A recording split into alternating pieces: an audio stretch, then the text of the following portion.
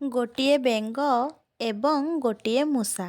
ସେମାନେ ଦୁଇଜଣ ବହୁତ ଭଲ ବନ୍ଧୁ ଥିଲେ। ବେଙ୍ଗଟି ପ୍ରତିଦିନ ମୂଷାକୁ ଦେଖା କରିବାକୁ ଯାଉଥିଲା। ସେମାନେ ଏକାଠି ଖାଦ୍ୟ ଖାଉଥିଲେ ଏବଂ ଖୁସିରେ ରହୁଥିଲେ। ଦିନେ ବେଙ୍ଗ ମୂଷାକୁ କହିଲା, ମୋ ଘରକୁ ଆସ।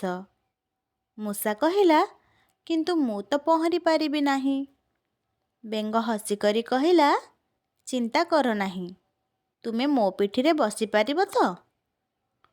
ମୁଁ ତୁମକୁ ପାଣି ପାର କରାଇଦେବି। ବେଙ୍ଗଟି ଏକ ଦଉଡ଼ିରେ ବେଙ୍ଗର ଗୋଡ଼ ସହ ମୂଷାର ଗୋଡ଼କୁ ବାନ୍ଧିଦେଲା।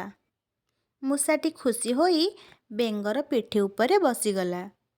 ବେଙ୍ଗଟି ପହଁରିବା ଆରମ୍ଭ କଲା। କିନ୍ତୁ ବେଙ୍ଗଟିର ଏକ ଖରାପ ଧାରଣା ଥିଲା। ସେ ଭାବିଲା, ମୁଁ ମୂଷାଟିକୁ ଖାଇଦେବି। ବେଙ୍ଗଟି ହଠାତ୍ ପାଣି ଭିତରେ ଗଭୀରକୁ ବୁଡ଼ିଗଲା। ମୂଷାଟି ବହୁତ ଭୟଭୀତ ହୋଇ ସେ ଚିତ୍କାର କଲା, ସାହାଯ୍ୟ କର, ସାହାଯ୍ୟ କର। ସେହି ସମୟରେ ଆକାଶରେ ଏକ ଚିଲ ଉଡ଼ୁଥିଲା। ମୂଷାକୁ ଦେଖି ଶୀଘ୍ର ତଳକୁ ଆସି ତା ଥଣ୍ଟ ସାହାଯ୍ୟରେ ମୂଷାଟିକୁ ପାଣିରୁ ଉଠାଇ ନେଲା। କିନ୍ତୁ ବେଙ୍ଗଟି ମୂଷା ସହିତ ବନ୍ଧା ହୋଇଥିବାରୁ ଚିଲଟି ଉଭୟଙ୍କୁ ନେଇ ଉଡ଼ିଗଲା।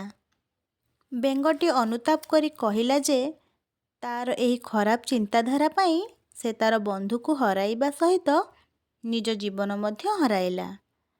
ଆମେ ଏହି କାହାଣୀରୁ ଶିଖିଲେ ଯେ କେବେ ହେଲେ ଆମ ବନ୍ଧୁମାନଙ୍କୁ ଠକିବା ଉଚିତ ନୁହେଁ।